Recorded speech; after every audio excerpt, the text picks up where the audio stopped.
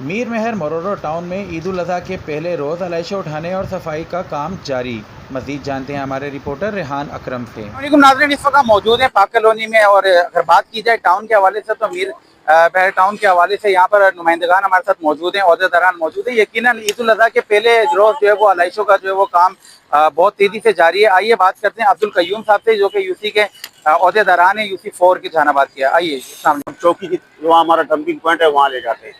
अब हमारा एक व्हाट्सएप ग्रुप है, हमने सारे इलाके के हर यूसी के लोगों से राब्ते में हैं। जहाँ अलाइश होंगे हम वहीं उसी से हमारे फोन रहते।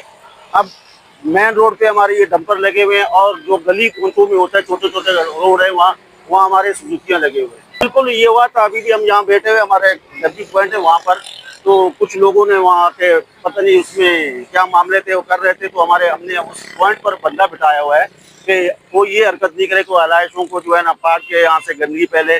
तो हम हर जो मेन पॉइंट है वो हमारे यहाँ लोग बैठे हुए, इंशाल्लाह ताला ऐसे कोई शिकायत नहीं है और नहीं आएगा इंशाल्लाह। हम पाकिस्तान पीपल्स पार्टी यूसी 3 और गोलीबार के लेबर काउंसिलर और टाउन के फोकल पर्सन इकबाल इंगोरो, मैं अपने चेयरमैन और वाइस चेयरमैन का इंतहाई मशगूल हूँ, जिन्होंने हमें इतनी बड़ी इज्जत बख्शी। और अल्हम्दुलिल्लाह हम अपने इलाके में जो एलआईसी का काम है अपनी मेहनत से, मेरे साथ फराज जग्गाल साहब है फोकल पर्सन यूसी 3 से, और हम हबीब कासकली है, लालजान बलोच है और वली मोहम्मद है, लोग इनको लोड किया हुआ है और हम हाथों हाथ अपने काम को सर अंजाम दे रहे हैं।